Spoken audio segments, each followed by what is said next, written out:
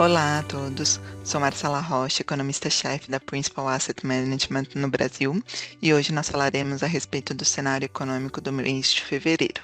Como sempre, nós passaremos pelo cenário global e depois falaremos um pouquinho a respeito do cenário doméstico. Em relação ao cenário internacional, o mês de fevereiro foi marcado por um desempenho misto das bolsas globais.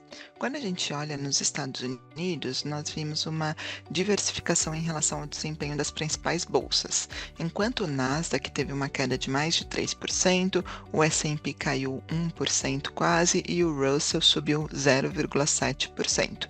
Esse desempenho desigual dessas bolsas nos Estados Unidos foi uma foto perfeita do que ocorreu ao longo do mês de fevereiro por lá. Lá nos Estados Unidos, houve muita discussão a respeito do impacto de inteligência artificial avançando de maneira rápida, impactando outros setores e causando eventualmente disrupção, tanto em alguns setores, como a questão de software, ou até mesmo indo além em empregos, na situação econômica e podendo trazer uma recessão. Por isso, um desempenho desigual, com o setor de tecnologia tendo uma queda maior.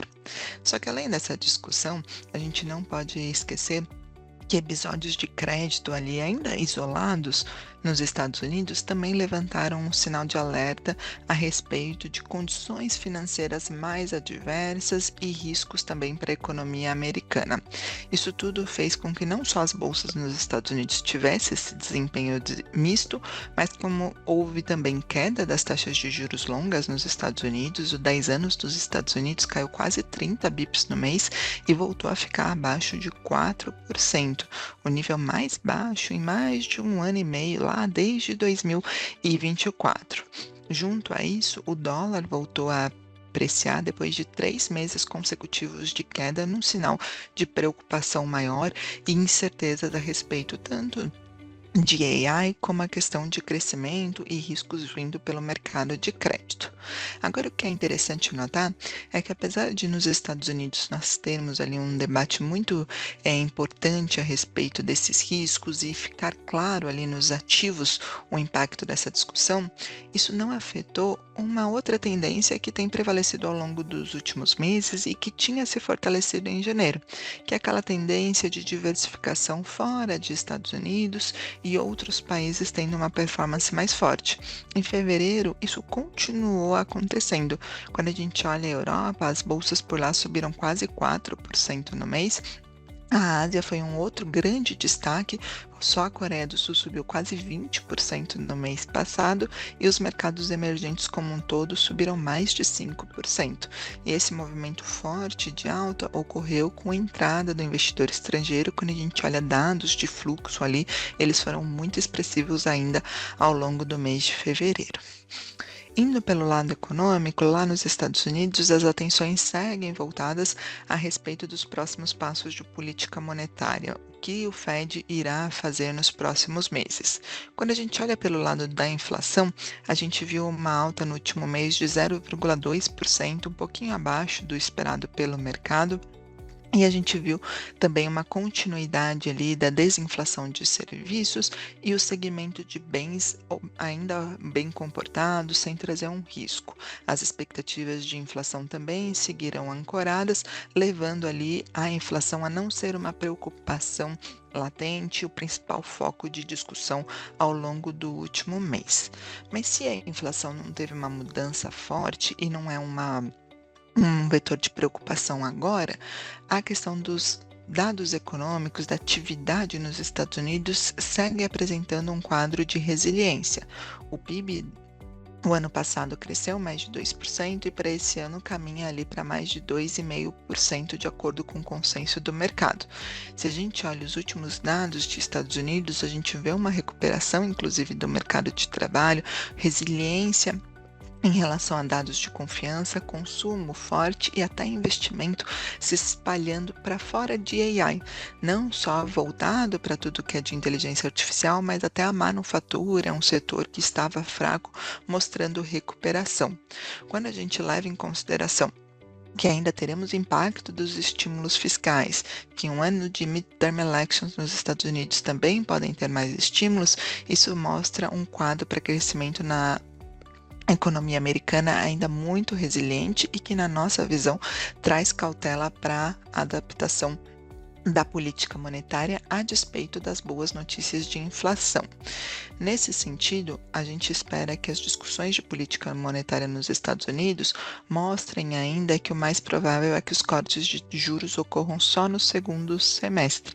A mensagem do Fed já tem sido de modo de espera, já tem sido no sentido de ficar data dependent, mas precisar ter mais informações para voltar a cortar os juros.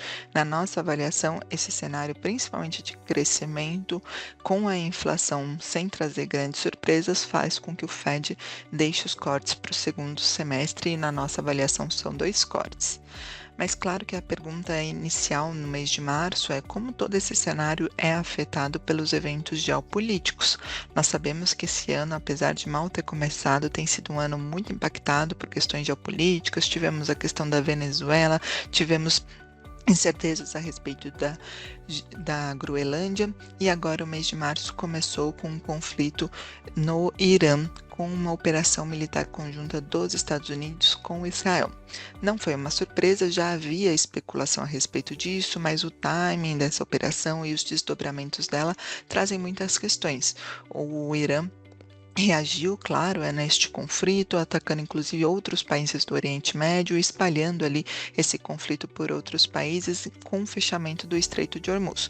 Como a gente sabe, o Irã é um grande produtor de petróleo, mas o mais importante nesse momento é entender o quanto o fechamento desse estreito poderia afetar a cadeia de oferta, distribuição de petróleo e toda a questão de frete por lá.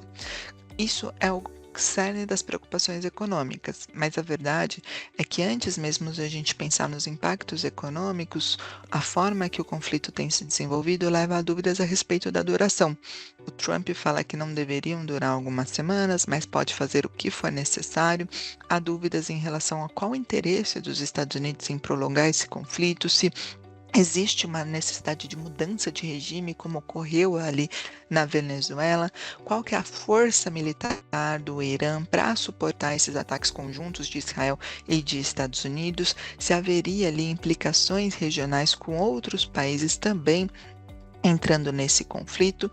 Tudo isso ainda está em aberto, mas o aumento do preço do petróleo nos primeiros dias após o conflito, voltando a ficar ao redor de $85 o barril, já é um lembrete de como esse cenário global está vulnerável e incerto. A nossa avaliação é que, com esse nível do preço de petróleo, tudo o que eu comentei com vocês a respeito de cortes de FEDs, de timing e até mesmo ali de incertezas nos Estados Unidos não muda. A reação de política monetária deveria ser aguardar, entender o tempo desse conflito, qual vai ser o novo patamar de petróleo e ver se isso teria efeitos secundários para o núcleo da inflação e como a demanda reagiria. Mas caso o preço do petróleo tenha uma nova pernada de alta e tenhamos uma continuidade desse conflito com interrupção da distribuição ali pelo canal de Hormuz, aí sim a gente poderia ter uma reavaliação desse cenário global todo. Portanto, esse cenário global, na nossa opinião, continua condicionado aos desdobramentos americanos. A guerra agora é um fator adicional de incerteza, mas para a gente preocupações geopolíticas já faziam parte desse pano de fundo estrutural, junto com a incerteza a respeito de qual o impacto de AI e essa questão de diversificação e saída de investimentos nos Estados Unidos. De fato, a guerra mostrou para a gente que o dólar volta a funcionar como uma moeda de proteção em momentos de aversão, mas na nossa avaliação, se o conflito for resolvido rápido ou não tivermos ali implicações econômicas com o preço do petróleo oscilando mais, a tendência antes do conflito volta a prevalecer. Vindo para o Brasil, os ativos no mês de fevereiro tiveram uma outra sequência positiva. Quando a gente olha para a Bolsa, foi uma valorização de mais de 4%, são 7 meses seguidos de alta. As taxas de juros aqui recuaram de novo e o câmbio valorizou, batendo 5,15 no final do mês de fevereiro.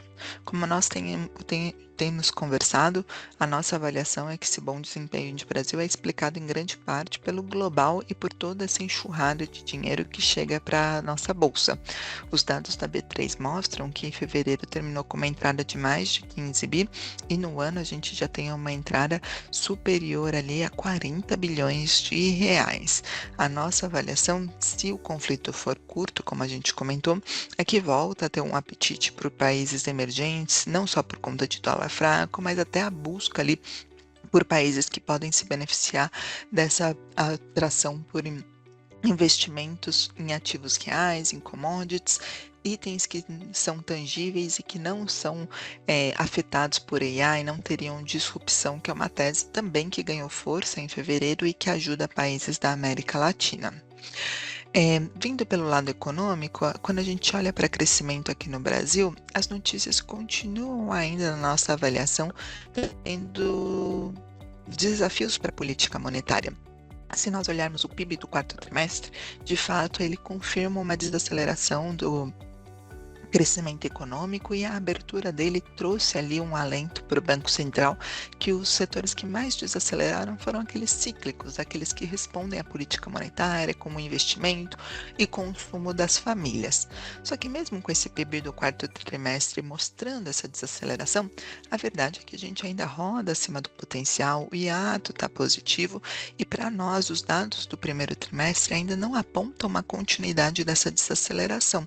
Se nós olharmos dados de confiança voltaram a acelerar, números de trabalho fortes, com CAGED também ganhando impulso em janeiro, taxa de desemprego ali subindo, mas mostrando população ocupada ainda forte, salários reais crescendo.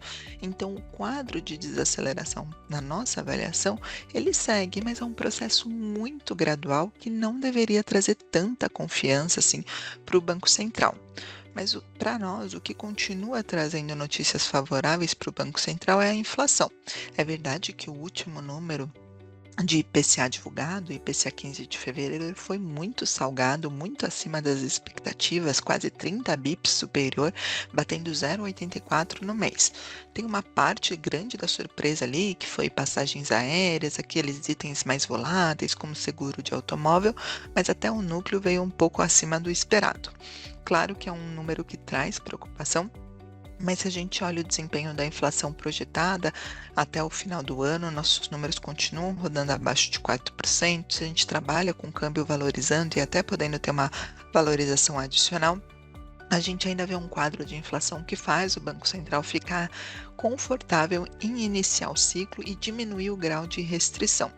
Por conta disso, mesmo com o aumento do preço do petróleo, mesmo com a depreciação do real após o início do conflito e com todas as incertezas desse evento, a gente ainda acha que o Banco Central corta a taxa de juros em março, como ele já tinha sinalizado, e nós ainda achamos que o mais provável é um corte de 50 bips. Só que todo esse cenário, na nossa avaliação, reforça a nossa expectativa de que esse ciclo de corte, ele ainda é um ciclo pequeno. A gente espera que a taxa Selic termine esse ano em 12,5%, ou seja, somente 250 bips de cortes. A combinação de uma atividade ainda forte, expectativas desancoradas e incertezas tanto do campo político como agora no global, na nossa avaliação fazem com que o Banco Central não possa sinalizar uma aceleração do ritmo ou indicar um ciclo maior do que esse. E falando em política, esse assunto não tem sido o fator mais relevante para os ativos locais. A gente sabe que o cenário global tem sido preponderante para a performance do Brasil, mas nós não podemos esquecer que cada mês que passa as atenções para as eleições vão ganhar importância. E o que nós temos no campo das eleições? Nada muito diferente do que no último mês. As pesquisas continuam apontando um crescimento da candidatura do Flávio Bolsonaro, filho do ex-presidente Jair Bolsonaro, indicando que ele é muito competitivo tanto no primeiro turno, mas principalmente no segundo turno contra o atual presidente Lula. Mas por mais que o Flávio Bolsonaro seja um candidato ali relevante, tenha conseguido estruturar a sua candidatura e se consolidar ali como um candidato que possa derrotar o atual governo, ainda existem muitas incertezas a respeito desse resultado. A eleição ainda está distante, nós avaliamos que a campanha ainda não aconteceu e o atual governo, apesar de sofrer com a popularidade, não conseguindo se beneficiar desse PIB forte, dessa inflação desacelerando, da expectativa de queda de juros, ele ainda tem instrumentos durante a campanha para tentar reverter esse quadro. Então, do nosso lado, a gente avalia que a eleição não trouxe grandes novidades ao longo do último mês, mostrou os desafios sim desse governo em conseguir ganhar apoio, em conseguir ganhar popularidade, mas também mostra que a campanha ainda não começou e que o quadro de disputa de uma eleição totalmente em aberto, que vai ser definida por detalhes, só tem se confirmado. Nesse cenário, nós continuamos esperando que o global que determine o ambiente doméstico nos próximos meses. Se é uma eleição muito disputada, decidida em detalhes, a gente acredita que ela vai dar mais impacto e mais preço nos mercados próxima da data. Enquanto isso, a gente segue o cenário global e ficamos à espera de resoluções, indicações desse conflito entre Irã e Estados Unidos e Israel. Nosso cenário é que, por hora, esse conflito não muda projeções, não muda a alocação, mas como tudo em relação ao geopolítico é imprevisível, esse é o principal vetor a ser observado ao longo do próximo mês. Nós agradecemos vocês, colocamos-nos à disposição para tirar dúvida, tanto a nossa equipe econômica como a nossa equipe comercial. Obrigada a todos e até o próximo mês.